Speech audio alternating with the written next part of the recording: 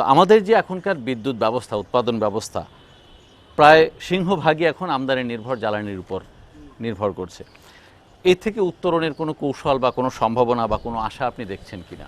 পরিস্থিতি অনুযায়ী বাংলাদেশের পরিপ্রেক্ষিতে কি ধরনের সিদ্ধান্ত নেওয়া যায়, কিভাবে এগোনো যায়, সেটা নিয়ে যে চিন্তা ভাবনা দরকার একটা দীর্ঘমেয়াদে, সেই চিন্তা ভাবনাটা সরকারের মধ্যে আছে বলে মনে হচ্ছে না। যেমন সরকারের মধ্যে মন্ত্রী সেদিন বললেন সংসদে যে তারা কয়লা অনুসন্ধান উত্তোলনের কথা ভাবছেন। তো এখন এটা আমরা জানি যে ফুলবাড়িতে একটা বড় আন্দোলন হয়েছিল। উন্মুক্ত খনি না করলে লাভ হয় না, আবার উন্মুক্ত খনি করলে যেটা হয় যে লাভ হয়, কোম্পানির জন্য লাভজনক, বেশি কয়লা উঠানো যায়। কিন্তু বাংলাদেশের পরিপ্রেক্ষিতে যে বিশাল কৃষি জমি এবং জমির নিচে যে পানি আছে, সবচাইতে উৎকৃষ্ট পানি যে সেখানকার, এবং সেই পানির নিচে হচ্ছে কয়লা। তো বাংলাদেশের কয়লা এই উন্মুক্ত খনিতে করতে গেলে পানি সম্পদের যে বিরাট বিপর্যয় হবে, এবং বাংলাদেশের সবচেয়ে বড় সম্পদ হচ্ছে পানি সম্পদ। সেই পানি সম্পদ নষ্ট করে আপনি কয়লা তুলবেন, এবং যে প্রকল্প করা হয়েছিল সেখানে আবার 80% কয়লা রপ্তানি করার কথা হয়েছিল।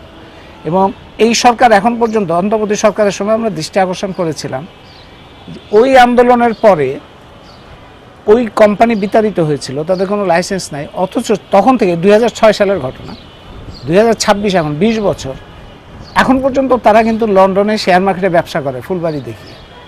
এই সরকারও এই বিষয়ে কোনো পদক্ষেপ না নিয়ে তারা বলছেন যে আমরা এখন অনুসন্ধান করি।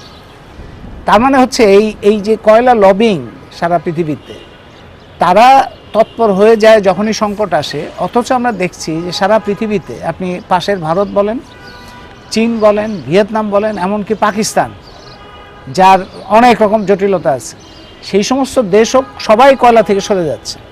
অবশ্যই, কিন্তু কয়লা খাতে আমরা দেখছি যে বেশ বিপুল পরিমাণ, কয়েক বিলিয়ন ডলারের একটা বিনিয়োগ হয়ে গেছে, এবং একটা বড় অংশই বিদেশি বিনিয়োগ।